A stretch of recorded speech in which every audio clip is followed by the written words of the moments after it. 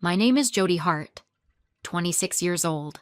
As the older daughter in our tight-knit family, my job was clear, make life easy for everyone else. Starting with my younger sister, I'd mix her cocktails for beach hangs, scrub sand from her flip-flops after parties, and nod along while she hogged the spotlight without lifting a finger. It all boiled over one humid family dinner on the patio, the kind where the ocean breeze should have cooled things down, but only made the tension thicker. I'd spent the day job hunting online, dodging her endless demands. When she snapped her fingers for more wine, "Pour it, Jody, like always." No way, not this time. I pushed the bottle back and said flat out, "Get it yourself. That's when my mom lost it." She grabbed the nearest bowl salad flying everywhere and smashed it right into my face. The edge sliced my cheek open, warm blood mixing with vinaigrette as I staggered back. Pain exploded, but worse was the betrayal in her eyes, like I'd shattered some unbreakable rule. My sister didn't even flinch. She just leaned in with that smug curl to her lip and hissed. "Servants should know their duties." I froze for a split second, the metallic taste of blood on my tongue, then turned and walked stone silent to my room upstairs. The door slammed harder than I meant, but I didn't yell or beg, just locked it from inside and sank onto the bed, heart pounding like a storm. The next morning, her knocks came soft at first, then frantic. "Jody, honey, please, I'm so sorry. Just talk to me." I pressed my ear to the wood, listening to her voice crack, but I didn't move, didn't say a word. That quiet. It wasn't weakness. It was the spark that lit everything on fire, and what ignited next, that spark from my silence dragged me back to the roots of our Miami days, where the weight had been pressing on me since I could walk. Our coral pink bungalow in Coral Gables sat just a street from the Atlantic. Salt air always in the curtains. Dad, Kurt Hart, ran a chain of beachside hotels from Key West to Palm Beach, the kind of man whose look alone ended arguments. Mom, Felicia, had once dreamed of curating coastal weddings, but by 21 she was a mother, her hands steady with block party platters, her smile practiced, her eyes distant when Dad's voice turned cold. Tawny, my sister, was the star. She grabbed my toys and got cheers for it. At 6, she got a kiteboard. I got a mocktail shaker to practice hosting. By 9, I was rinsing patio chairs, ironing Tawny's sundresses, and blending her mango slushies. Her chore-flipping porch cushions twice a month celebrated like she'd rebuilt the dock. "You hold us together." "Jody," Mom said, chopping cilantro. I bit my lip. Questions swallowed with the sound of the knife. School only carved the gap deeper. My straight A's earned me a quick nod. Tawny's C's earned ice cream trips for keeping her spark. I worked summers at Dad's hotel desk while she lounged poolside. High school cracked the mold. I devoured books on tourism startups, mapped scholarships in secret, and landed a full ride to Orlando State University. Over-grilled mahi-mahi. I broke the news. Dad's fork froze. "What's in Orlando Stay? Work concierge, meet someone steady." Mom's glass clinked. "Tawny's surf camp needs the SUV. I laid out the math no cost to them, and Dad finally said, 'Fine, try it.' But family's the real deal. Orlando rewrote me. Classes honed my pitches. Friends planned boutique hotels over tacos.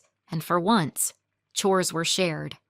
I saw the bungalow clearly not a home, but a stage where I'd been cast as the helper. Graduation came with honors, my cap flying under stadium cheers, family absent. Too busy with Tawny's beach talent show. I eyed a marketing job in Seattle, but the 2008 crash froze hiring. Broke. I called home. "Come back," Mom said, voice warm with quiet triumph. Driving south, mangroves blurred past.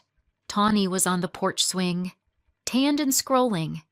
At 20, she'd ditched college for beach life, coasting on Dad's connections, over ceviche. She tapped her glass. More tea. Jodie now. Mom's eyes flicked from the kitchen. She's beat from paddleboarding. Days slid back into the old rhythm Tawny's drop towels. Dad's Jodie's on it over calls. Then one humid afternoon, digging through the closet for resume files, I found Grandma's letters from her 60s bar days. Don't just own the bottle. Something locked into place inside me. From the lanai, Tawny called Jodie. Dad's pals need dips, move it. This time. I didn't move. No more playing server. It was my turn to claim the bottle and my own shot. Days after that attic find, Grandma's words own the bottle burned in my chest, pushing me to act where I'd always held back. That Sunday dinner on the lanai, the air thick with salt and charcoal from Dad's grill. I felt the shift. The table was set for Kurt's resort buddies, platters of shrimp skewers and guava salsa crowding the wicker spread. Mom bustled from the kitchen, her sundress swishing, sweat beading on her brow as she balanced a pitcher of sangria. Dad leaned back in his chair, swapping stories about spring break bookings, his laugh booming over the waves. Tawny lounged across from me, phone in one hand, wine glass in the other, her tanned fingers snapping sharp. Jodie, top this off red, not white. I set my fork down. The clink loud against the plate. Grandma's letter echoed, "Don't just pour." My jaw tightened. "Pour it yourself." Tawny, her eyes flicked up, surprise cutting through her usual smirk. "Excuse me," she said, voice low, like I'd misread my lines. Mom froze mid-step, pitcher tilting in her grip. "Jodie, don't start your sister's had a long day." Dad's laugh trailed off, his gaze narrowing, but he stayed quiet, waiting for Mom to steer. "No," I said, steady but firm. "She's got two hands. I'm done playing bartender." Tawny leaned forward, her lips curling. Servants know their duties. "Jodie." The words landed like a slap, sharp and deliberate. Her smugness, a mirror of years I'd swallowed her messes. Mom's face flushed, her voice spiking. "Enough, you're embarrassing us in front of guests." She slammed the pitcher down, sangria sloshing over the rim, and grabbed the salad bowl from the table's center. Before I could blink, she hurled it at me, ceramic cracked against my cheek, lettuce scattering, the edge slicing a hot line across my skin. I stumbled back, blood warm on my jaw, the sting drowned by the shock of Mom's eyes furious, like I'd betrayed some sacred code. Dad's chair scraped, but he didn't move. Tawny's smirk held, her glass still raised. The guests went silent, forks hovering. Pain throbbed, but the betrayal cut deeper, a knife twisting in my gut. I pressed my hand to my cheek, blood smearing my fingers, and turned without a word. My steps echoed on the lanai tiles as I climbed to my room. The door slamming shut behind me, I slid the lock, heart hammering, and sank to the floor, the taste of copper on my lips. Mom's voice came through the wood an hour later, low and clipped. "Open the door." "Jodie, you're making this worse."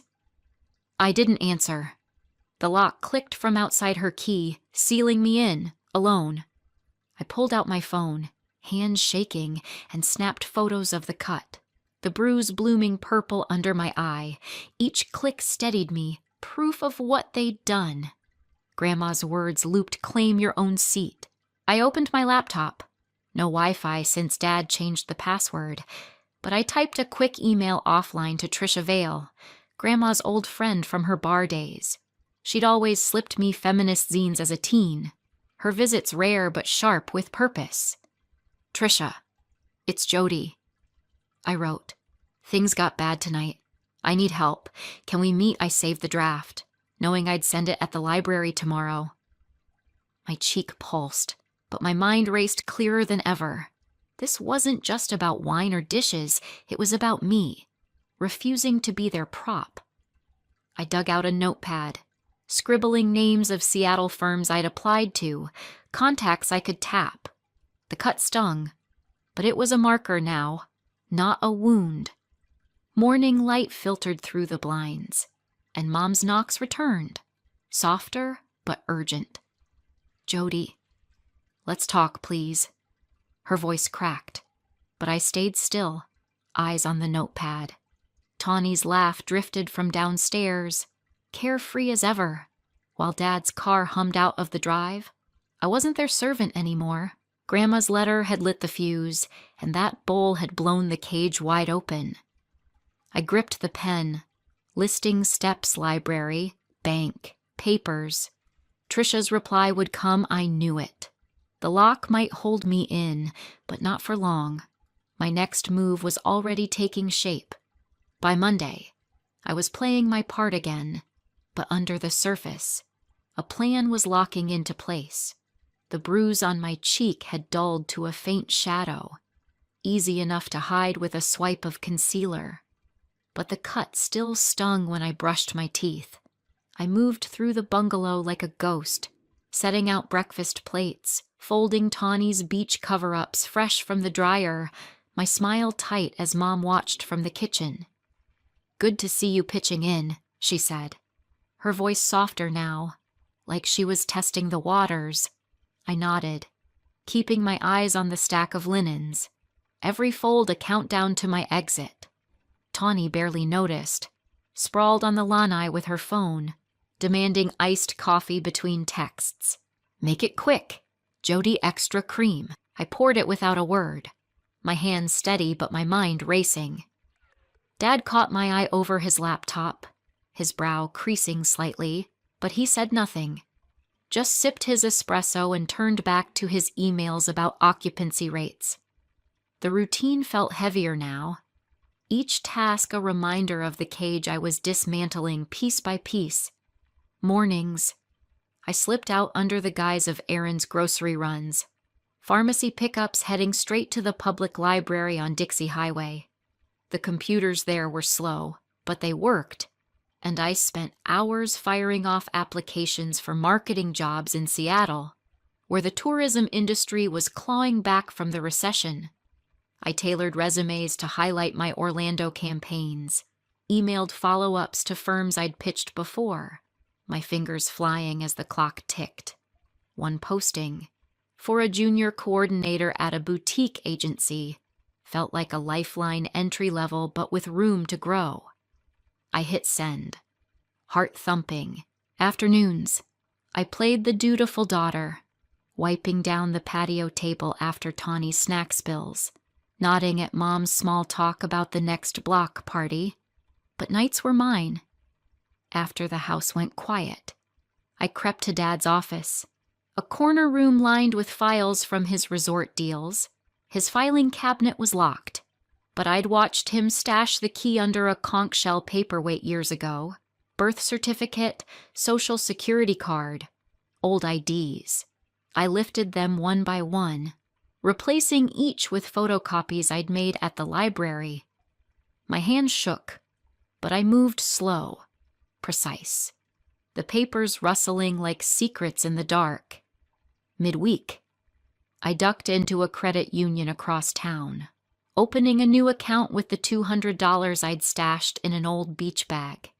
The teller's questions were routine, but my pulse spiked as I signed Jodie Hart on the dotted line, knowing this was mine alone. Untouchable by the bungalow's rules, I wired a thank you to Trisha Vale, whose email had landed that morning, "Meet me at the Surfside Cafe. Noon tomorrow.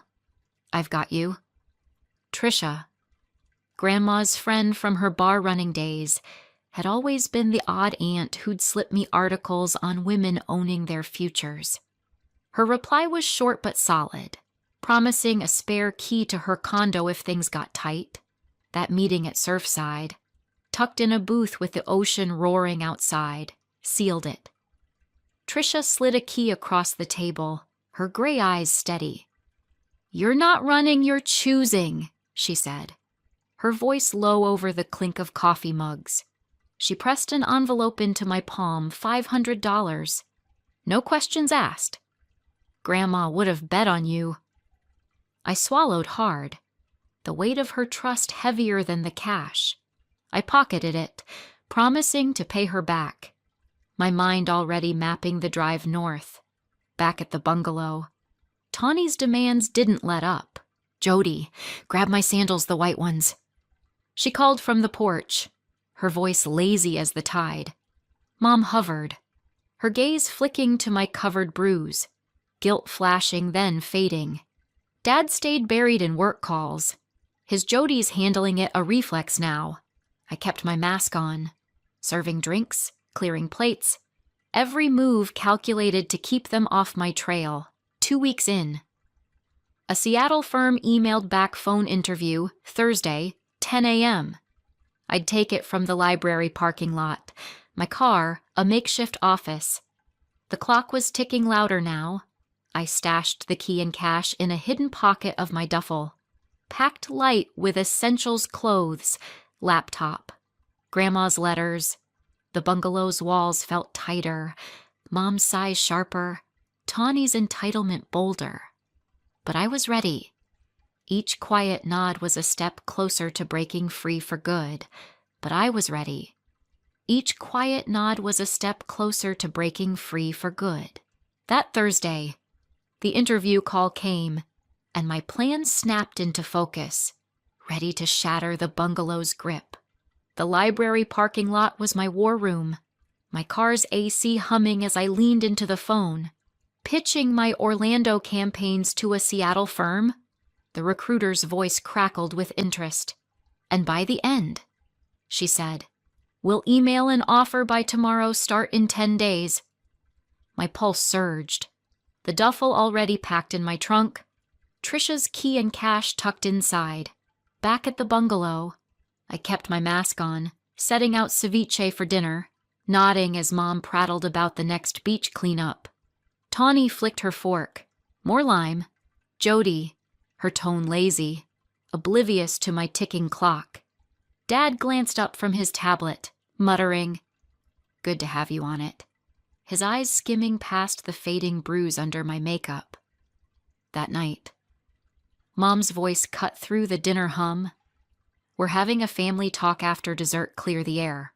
Her tone was firm, her sundress pressed crisp, but her fingers twisted the napkin tight. I knew what was coming, an order to fall back in line.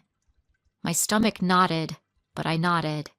Stacking plates slow, each clink a rehearsal for the showdown. After key lime pie, we gathered on the lanai.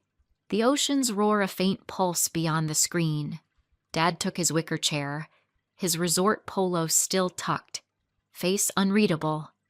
Mom stood by the table, her arms crossed, while Tawny slumped in her seat, scrolling but glancing up, sensing the shift. "Jodie," Mom started, her voice clipped. "Your attitude's been a problem since you came back. We expect better." She gestured at Tawny. "Your sister needs support, not defiance." Dad nodded, his jaw tight. Family runs smooth when everyone plays their role. I took a breath, my phone heavy in my pocket, the photos of my cut cheek loaded and ready. "My role," I said, voice steady. "You mean serving while Tawny sits? I'm done with that." Mom's eyes flashed.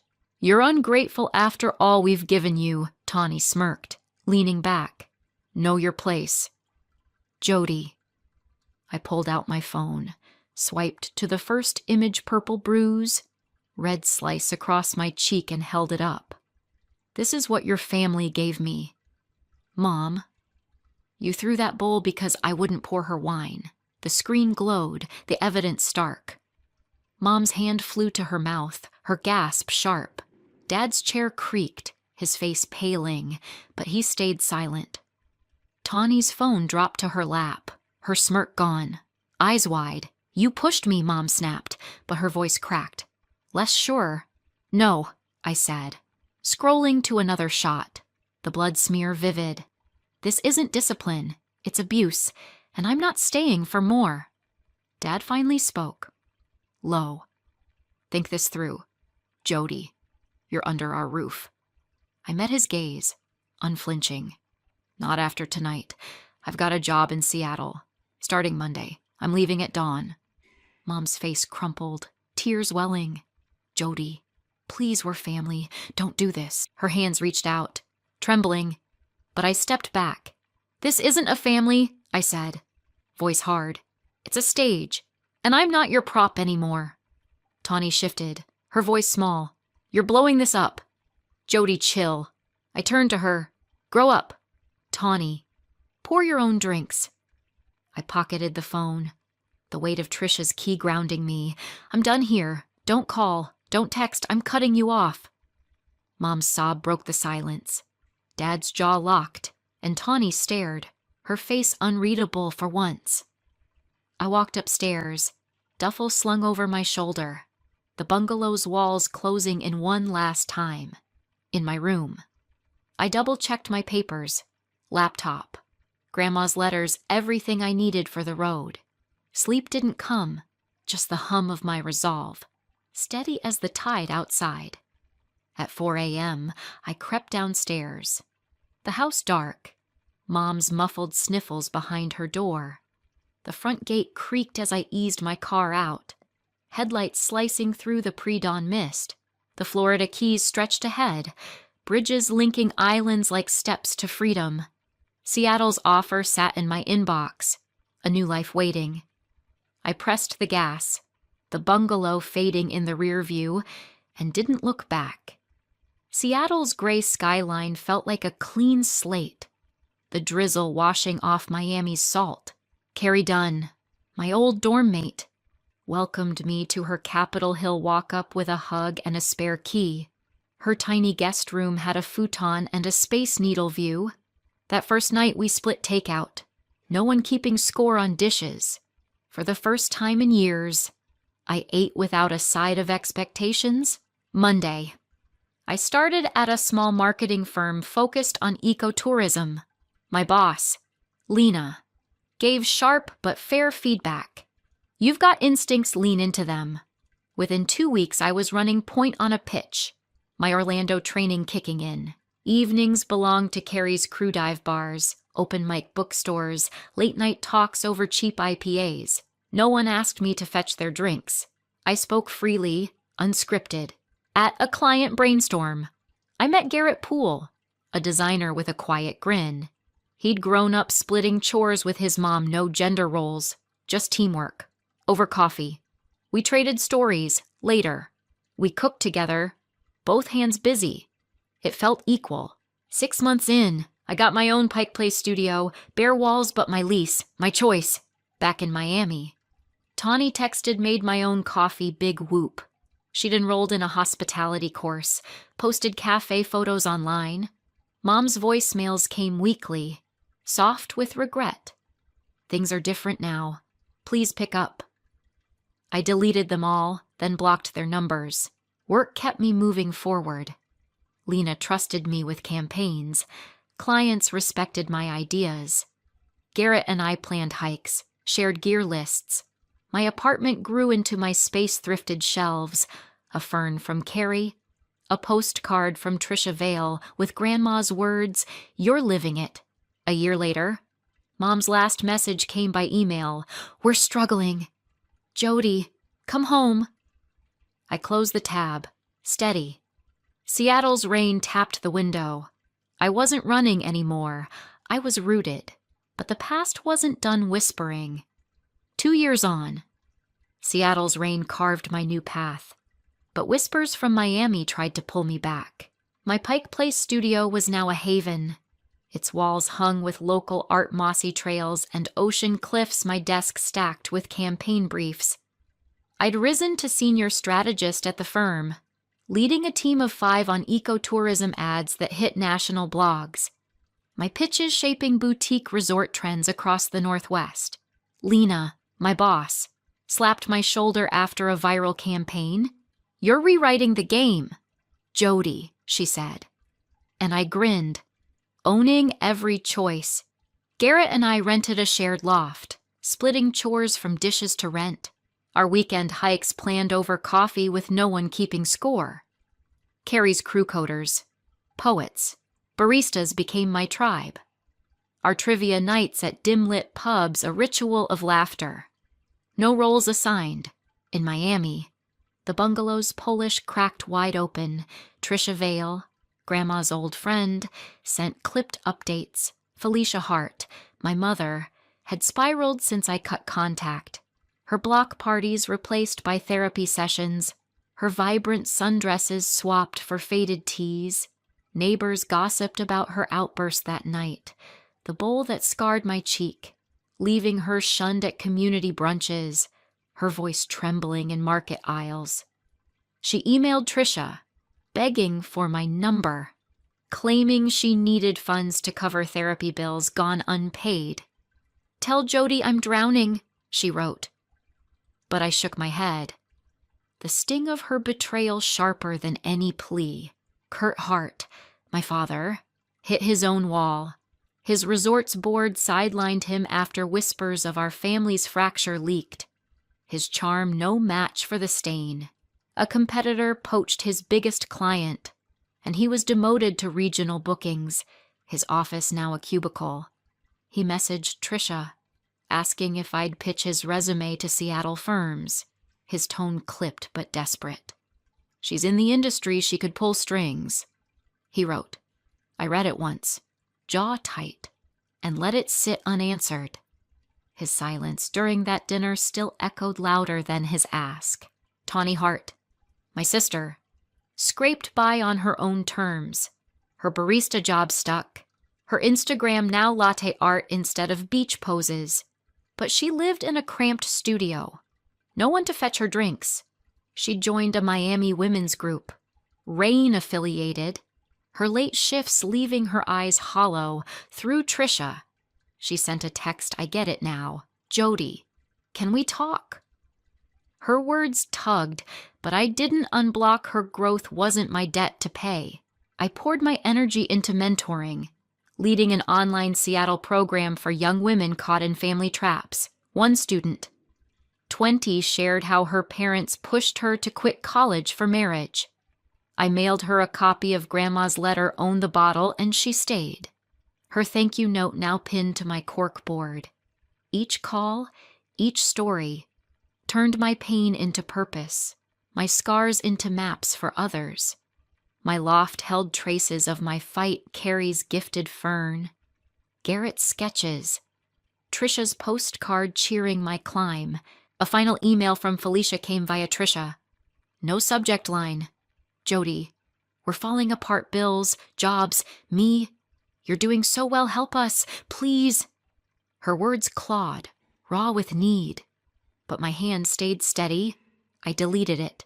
Rain tapping my window. Seattle's lights soft beyond. Their pleas weren't my chain, they'd built their ruin. Felicia's isolation, Kurt's fall, Tawny's lonely grind were consequences, not my burden. Cutting them off was my strength, not spite. Standing in my loft, coffee mug warm, Garrett's laugh drifting from the kitchen, I saw my life clear, built on my terms. No one's prop. Self-respect wasn't their regret or rescue. It was choosing me. Every day. If you're watching, know this: your worth isn't what they demand you give. Claim your seat, your bottle, and let their ashes fall. You can rise, whole, from what they broke.